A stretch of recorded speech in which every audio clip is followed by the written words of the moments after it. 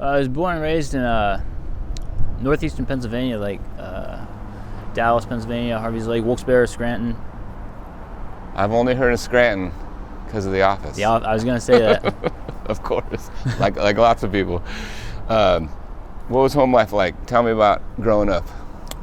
Well, I grew up a rich, spoiled brat, all nice toys and luxuries a kid could want. Changed my hair, my clothes, turned into a rock guy. I like to quote Lane Staley on that. Yeah. Guy's my hero. Yeah. Yeah. Nice. Some of the reasons why I came out here. Seattle has some incredible music and music history. Oh, yeah. Incredible. Yeah, they actually didn't even have a local musicians union, AFM, till recently. They just opened it up down by where my girlfriend lives. Nice. U District? Yeah, U District. Yeah. Any siblings growing up? Not full-blooded. I got 3 half-sisters, 1 half-brother. 3 half-sisters, 1 half-brother. 5 of you guys total? Yep, I'm the oldest. You're the oldest? Nice. Yep. What was the vibe like growing up in your household? It was your typical nuclear family. Aside from, biological father was not my biological father. His adopted father. But he did a good job. He's a good father. I consider him my dad. Yeah. And did you ever meet your biological dad? Yeah, he actually lived not too far up the road from me. I didn't meet him until I was like 13, though. Wow. He was out, I guess, like Minnesota with his new wife and creating a new family, and moved back not too far from me, because it's out in the middle of Nowheresville, PA, really. What was that like? It wasn't bad. I mean, our closest neighbor was like 2 football fields away this way and like 3 that way. Oh, that's cool. We had like 50 contingent acres, just old farmland. Now it's just incredible. Yeah. Did you guys like have dirt bikes and? Yeah, I rode a lot of dirt bikes. Nice. What did you have growing up? I started out like PW50s, and then I got into racing District 6 motocross, which was like Unadilla and Broome Tioga, just that northeastern area. Like, what was it like? 4 strokes when you started, or 2 strokes? 2 strokes. Yeah, nice. I quit when 4 strokes came in. I was always really skinny and couldn't handle the extra weight. They're heavier, yeah. That's right. And you started out with like 50s, 80s, 125s. Did you go to 250 class? No, I was never heavy enough.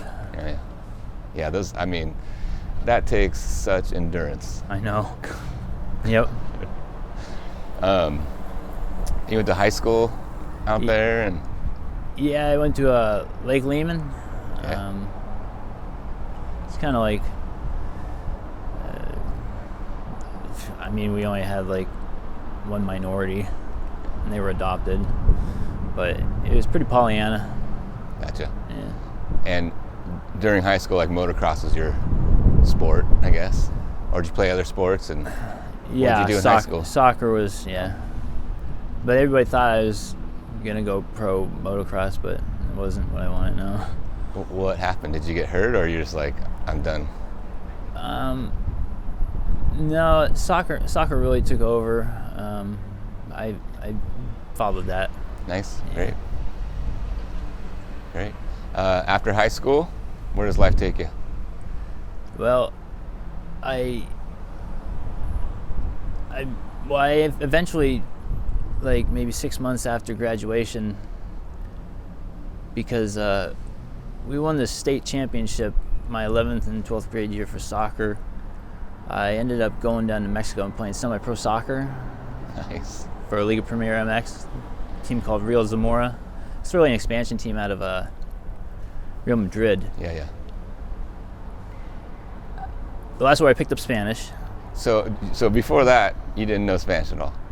Or a little bit or whatever? None at all. I didn't even take it in high school. And did you go by yourself? Yeah. Like you're like 17, 18? Like 19. 19. I was held back a year. Okay, 19 years old. You just go to Mexico. That sounds incredible.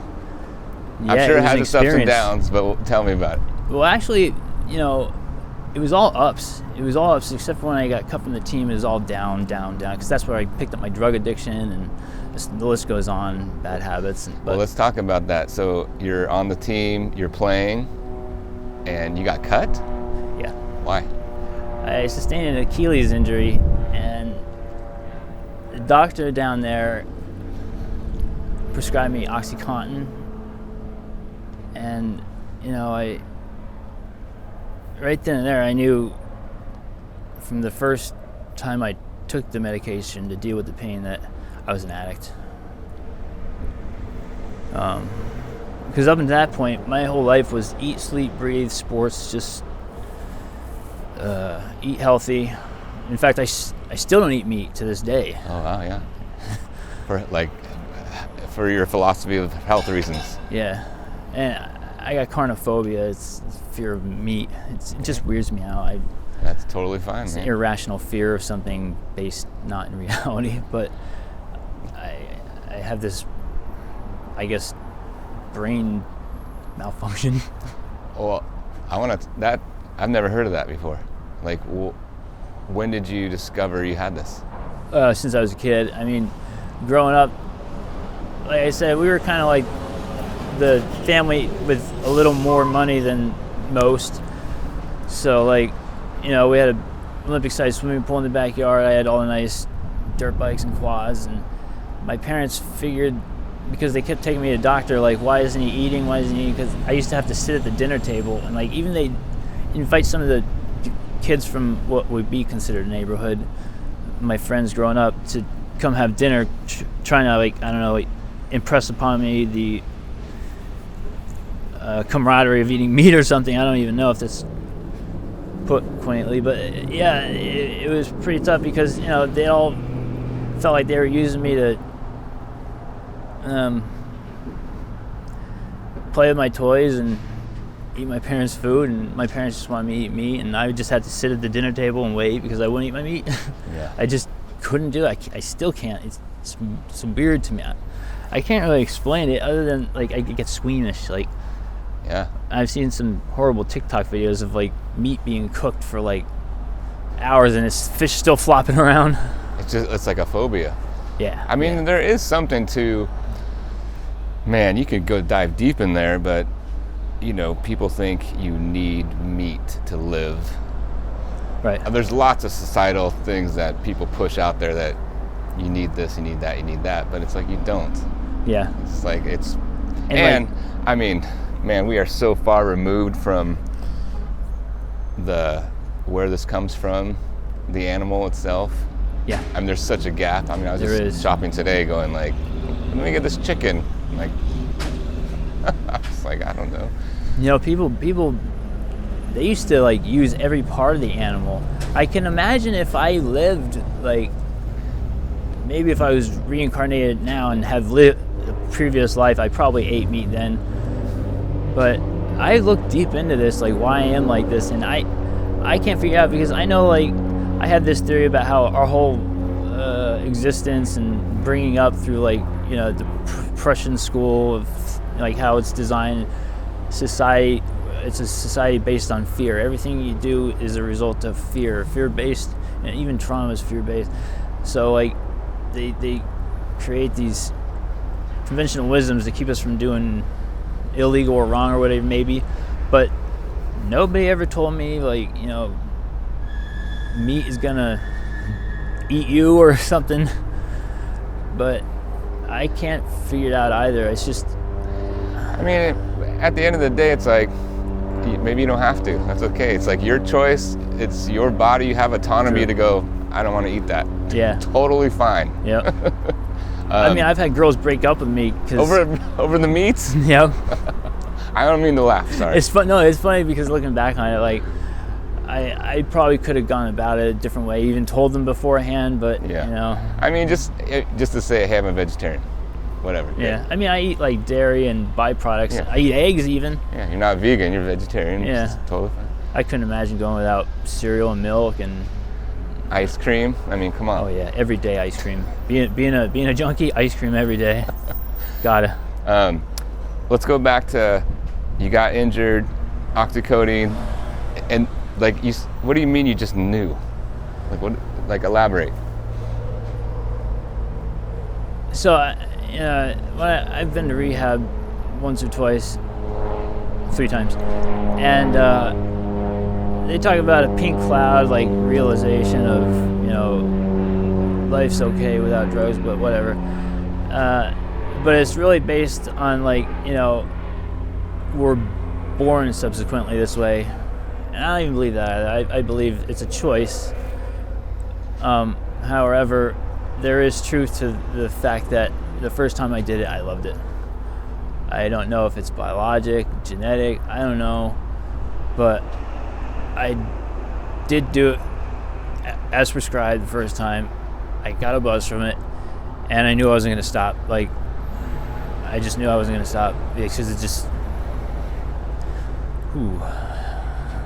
it's something I'm still addicted to 20 years later. That's 20 years ago. Yeah. Same drug? Yep. Wow. Have you diverted and tried other things? I tried crack a couple weeks ago. It just made me have to go number 2. For the first time? I didn't like it. That's, I don't know if that's unusual or not, but I mean, I don't know. It's like you found something that you liked and works for you. And I think you're right. All the genes, your body makeup, for whatever reason, you're more prone to be addicted to it. Whatever.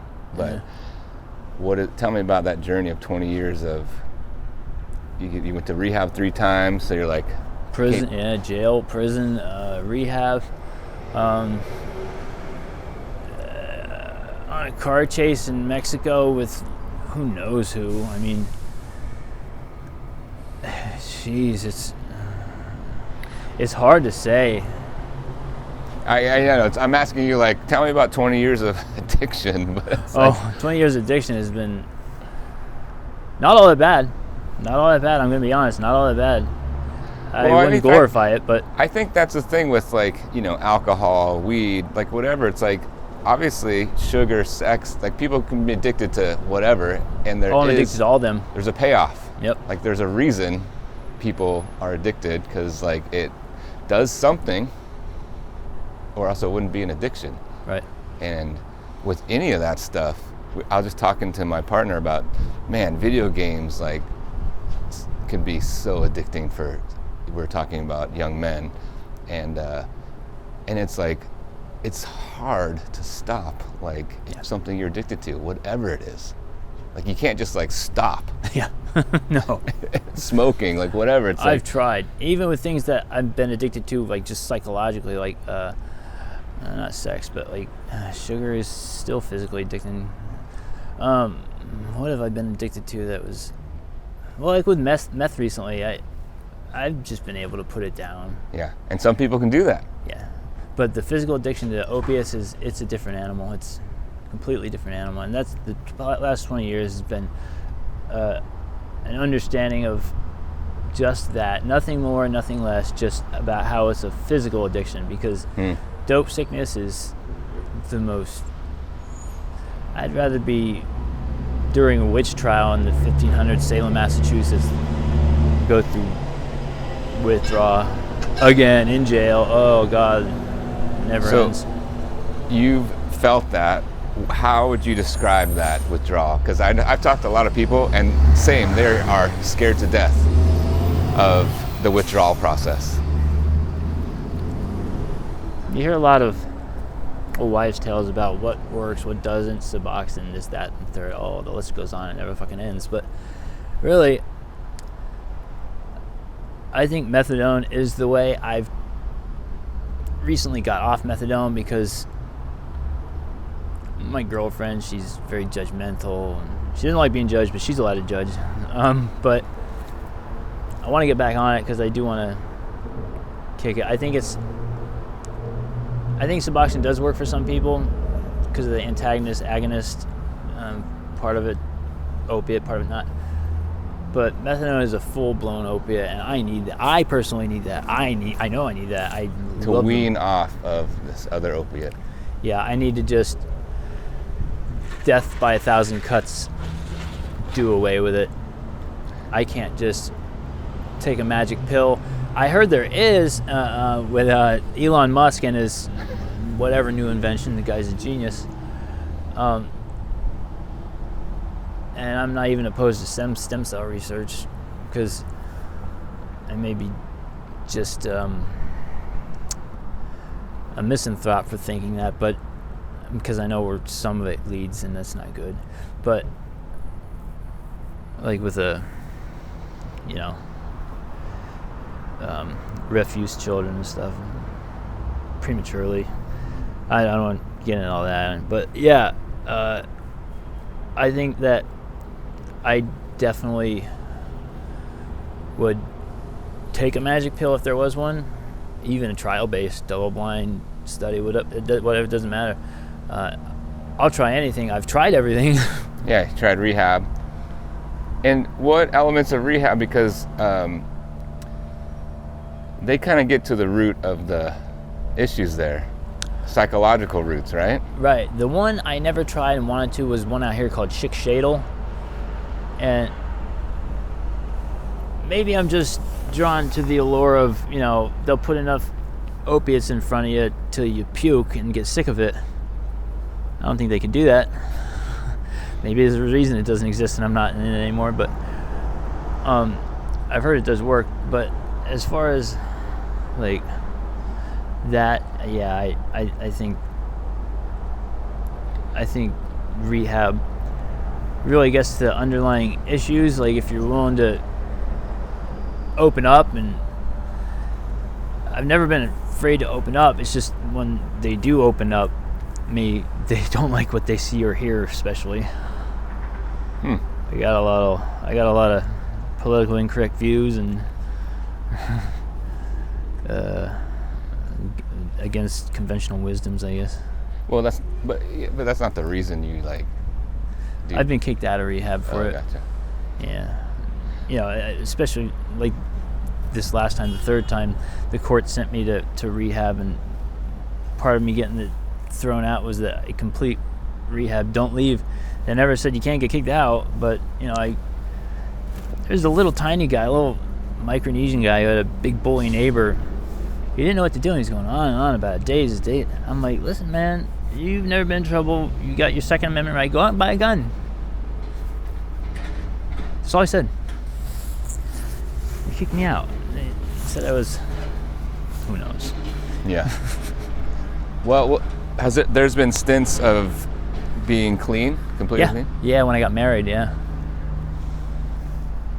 Tell me more. Well, I got married in 2012, and I wanted to be clean for that and for her. And she knew about this addiction previous? Yeah, she had to find out the hard way. She found me slumped over on the toilet with a needle in my arm. But from playing soccer all those years and doing all types of sports, I still got great vein. I mean, I got like a spider web just across my chest. My arms are just like ropes. So I've only ever used one vein, one spot, and no astral claw. Well, when your veins are, I forget the medical term. So she never knew until she found me. What she thought was dead, but I just went out. So we still got married though, because it was part of the impetus. I think was because she wanted a green card. And she. What nationality? She's from China. Gotcha. Yeah.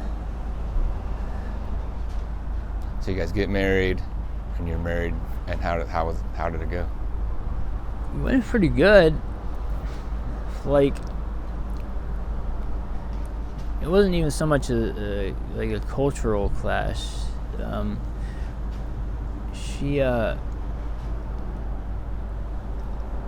So I like genetics, and I study a lot about genetics, and like I think it's the 13th chromosome.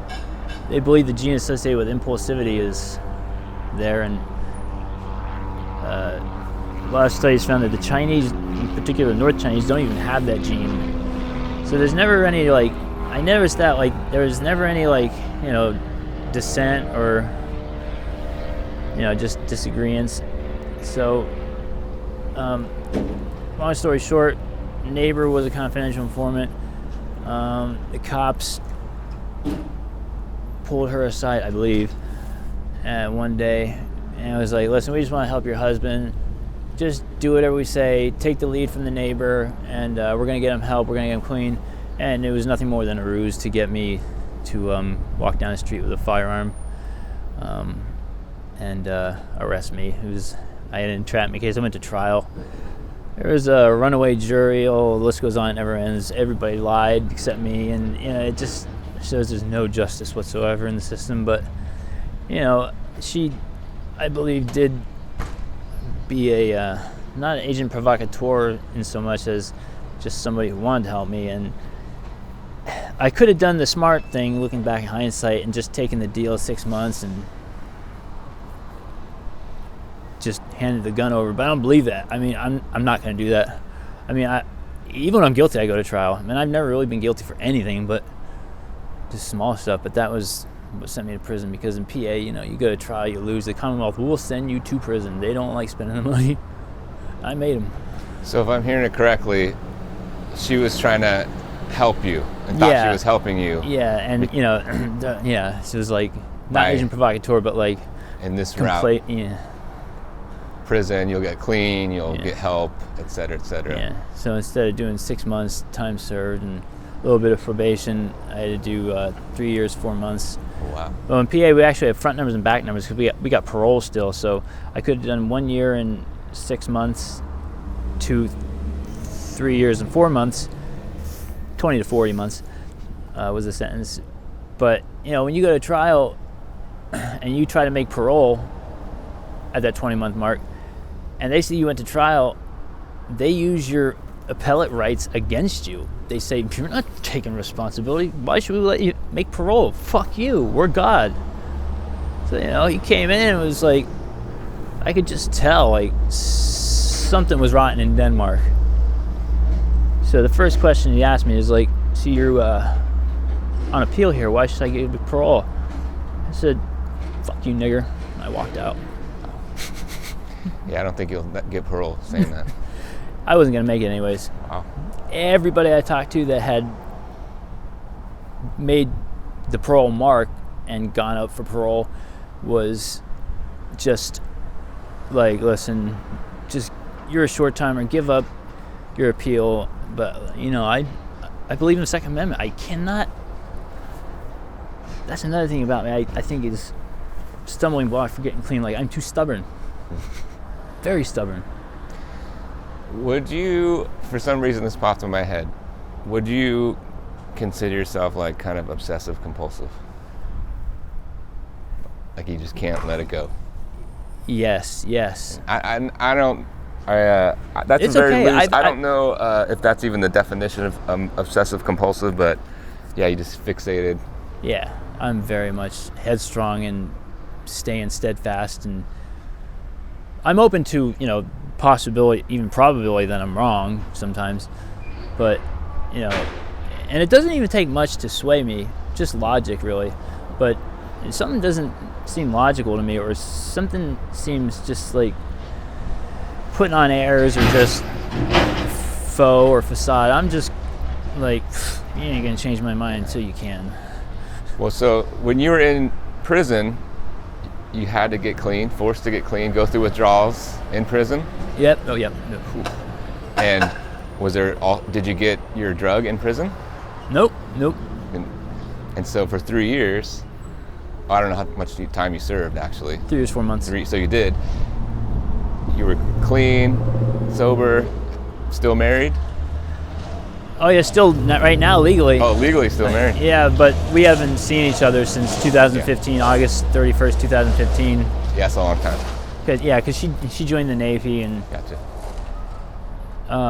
That's when Trump took over, like a couple months later, and she realized when his first order of business crossed his desk when he became president the first time, his first term, was this thing of, he said, no, you can't just join the military for 4 years as a third country nationalist and like join a car club, poof, you're a citizen. You got to retire from the military. And I know that bothered her because I did talk to her once since then. and she, from what I understand, was very excited when Biden won because that also was his first order of business. And the media doesn't really even pay much of attention on like actual bipartisanship. When that came across his desk, he's like, I'm not changing this. This is a good law. As senile as he was. So she has to retire from the military. So she's still in the military now? Yeah. Oh, wow. Yeah. Yeah, that's a long time. Well, what brought you to Seattle? I mean, the music part. Yeah. And when did that happen? Or Well, actually, I was out here for a year getting job training as my tenure in sports officially ended. Coming back from Mexico, I came up here to get the Western Division Level 3 snowboarding certificate. Nice. PSIA, Professional Snowboard and Ski Instructor of America, and eventually become Ski Patrol. So I had 2007 was the year for that, and when I came back out here this time was when I maxed out my 1 year special probation from the state prison sentence, which was January 1st, 2020. I came out here for the reason minimum wage is like awesome out here. Yeah. I mean, I know that the cost of living is higher, but and it's Seattle. Pacific Northwest is. But I don't mind. Yeah. I didn't then and still don't mind because I have a part-time job. I don't mind being homeless and working and. Yeah. You have a part-time job now? Yeah. Wow. But obviously, part-time job can't pay the bills. You wouldn't be able to pay rent. The part-time job in Seattle. Right. It's like near impossible. Unless you had roommates, a house full of a gazillion people, and I guess went that route. Which I like jobs doing moving and like physical because it keeps me in shape still. I'm curious, how long were you in Mexico? 32 months. Okay, so a little over a year and a half-ish, and learned Spanish. 2.5 years. Is that 2.5 years? Yeah. Oh yeah, sorry, I'm thinking 24. So anyways, my math is bad on the fly, but so you like kind of integrated. Oh yeah, I mean the dialect we spoke down there is a very prominent dialect amongst the Mexicans that immigrate up here, so they're impressed to see my usage. It's still gringo Spanish, but they at least quit talking shit behind my back. But I get along with most of them. Yeah. Let's see. Well, when was the first time, Kurt, you became unhoused? When I got out of state prison in Philadelphia. Thank God I had the dream probation parole officer for the Commonwealth of Pennsylvania. Her and I were born on the same exact day. She was good.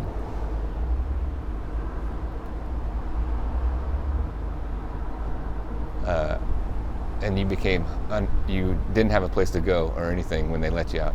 They're like, right. And you didn't call your parents or siblings or anything? No. I'm curious if do you talk to them now? Are you still in contact with them? Yeah, I'm still in contact with them. Now that my brothers and sisters have all had kids and I haven't had any, I'm the oldest.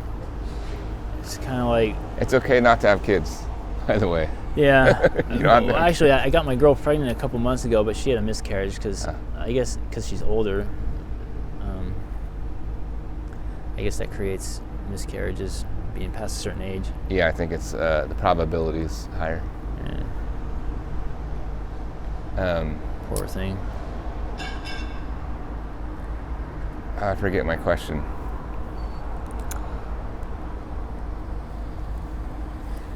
I don't know what I asked. Oh, if you're in contact with your family. Yeah, I contact my mom, my sister. I haven't contacted my dad in a while, but I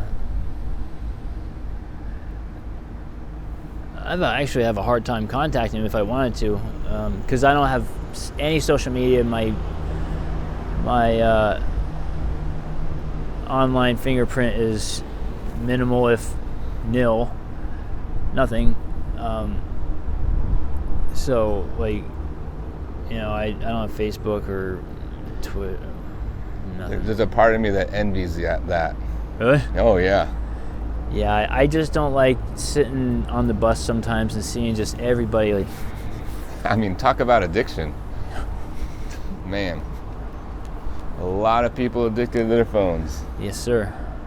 Social It's kind of media. scary, actually. Yeah, it's like A if lot. they want to usher in AI and Yeah. it's like it won't be hard to use negative reinforcement, even positive reinforcement to some degree. Yeah. Well, I mean, that's already happening on It's likes micro and level. hearts, and that's already that's happened a long time ago. I'm not a good artist. I mean, I've been playing guitar since I was a kid, but I saw some AI art for like Skechers or something, and just some artists like just going around every one of these pictures, hire human artists, not AI. Yeah, totally. He's right though. Yeah, absolutely Like, right. imagine that Baskate guy. Like, Yeah. I mean, well, I think with AI, it's like they gather information from real art yeah, to make this art, and you're like, hey. Anyway, you can go on and on. Well, tell me about your current situation, Kurt. Where are you at? like housing or yeah. I'm officially homeless. But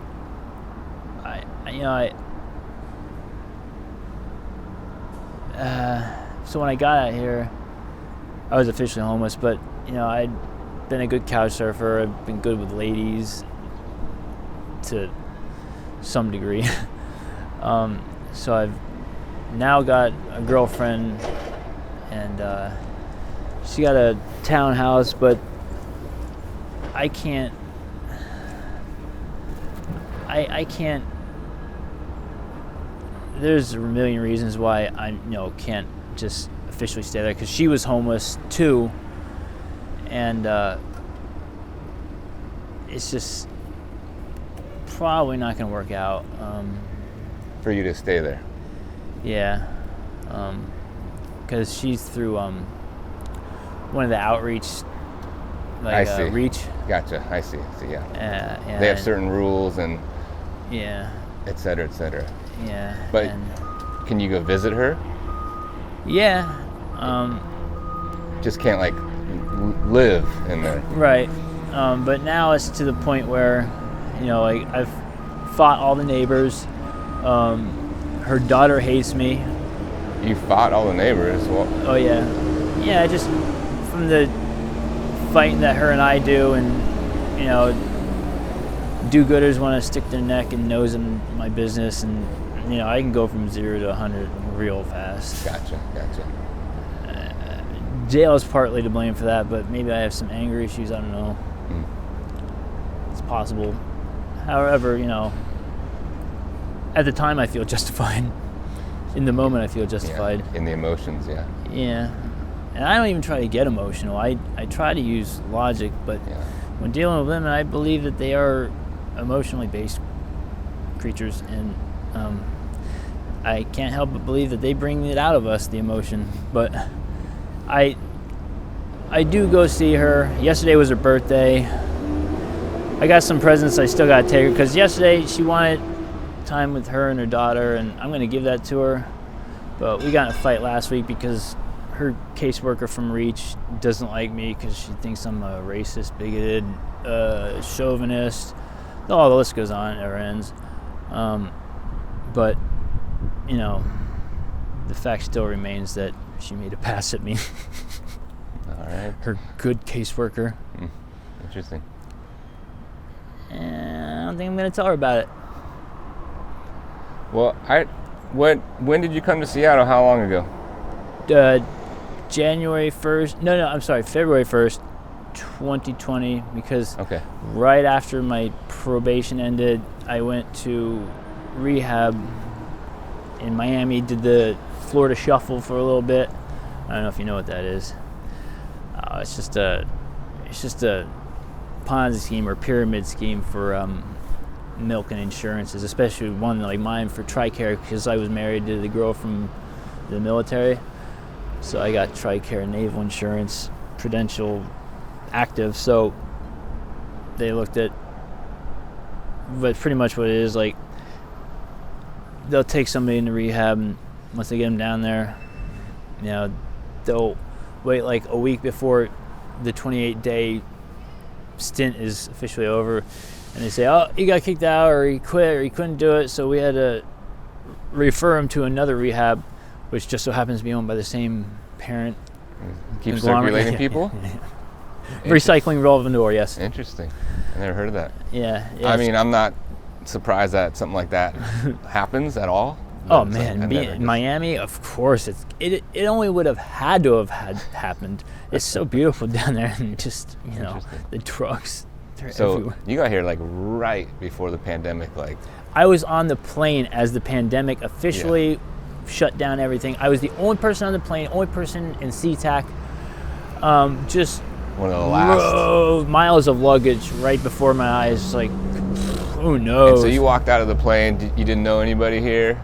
I knew some people from when I was here in 2007. So did some couch surfing for a little bit? And then... Yeah. Living with a old friend who's now a prostitute. Mm-hmm.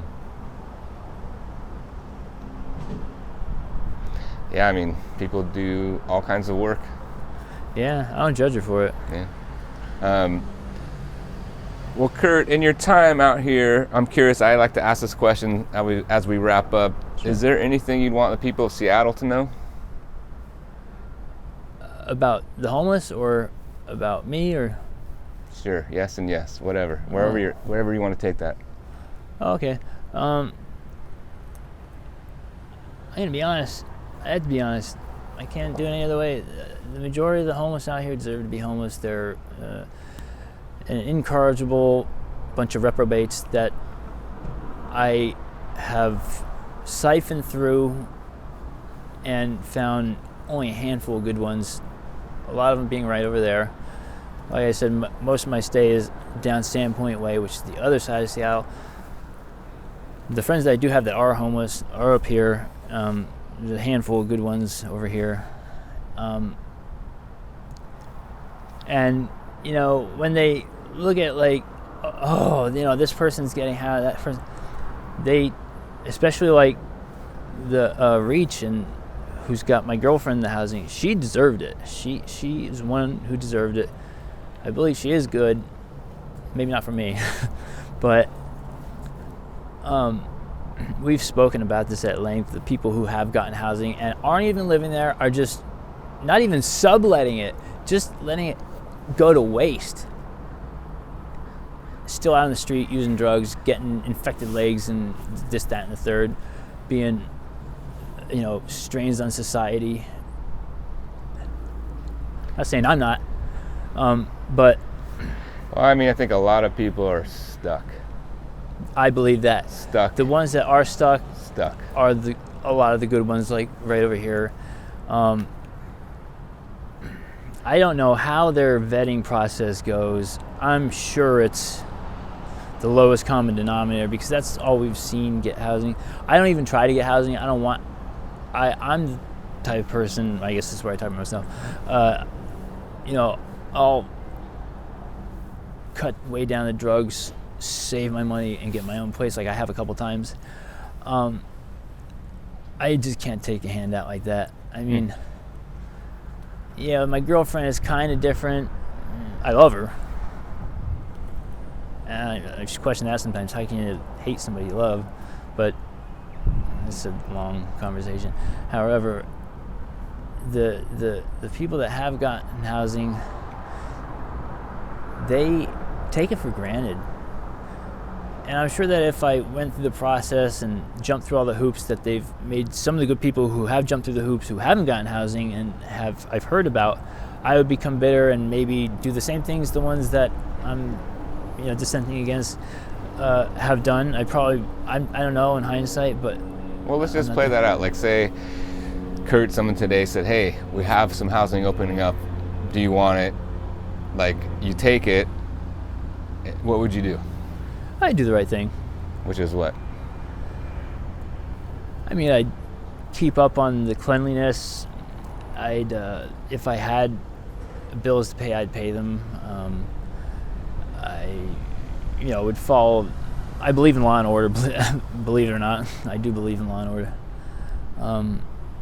I wouldn't allow for, bad crowds to come over and create havoc.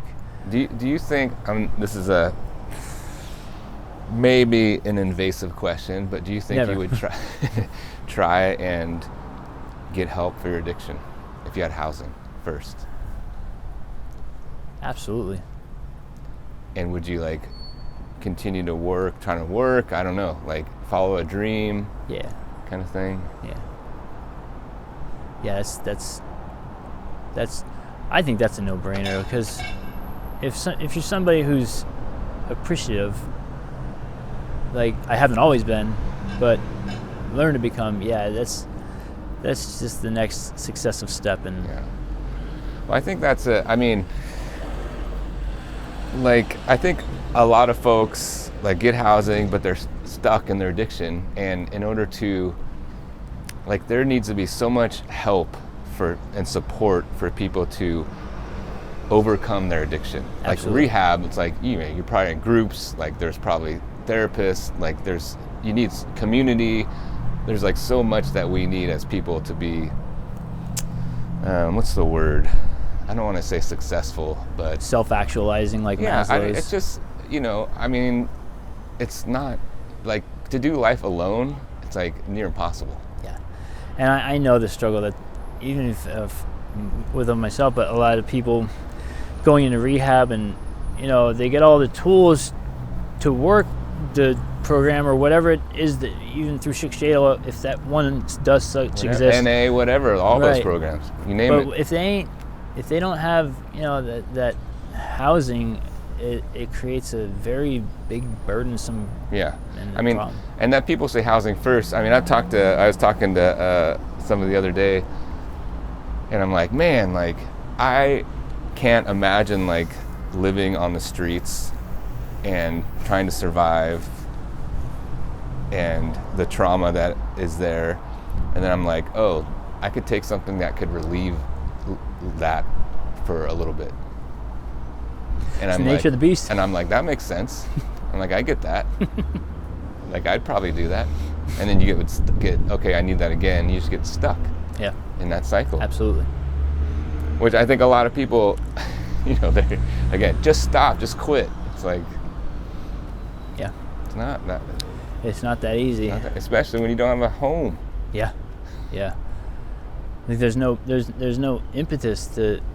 There's no driving force to see the reward if you're gonna just be on the street in the same situation, feeling the same way, cold, and if the only thing that's gonna warm me up is a shot of heroin or a thing of fentanyl, I guess now, that becomes even more loathsome. Than when you were using. I totally get that when they say that. I live that sometimes. It's we all cope with something. Yeah. Sweet, Kurt. Anything else you want to add? Oh, no, I appreciate your time. Yeah, totally. Good talking to you. Yeah, I appreciate it. Yeah, good talking to you. Appreciate it. Yeah, I'm going to grab that little mic, take a couple photos. Yes. I'm curious if I've talked, are you open to talk?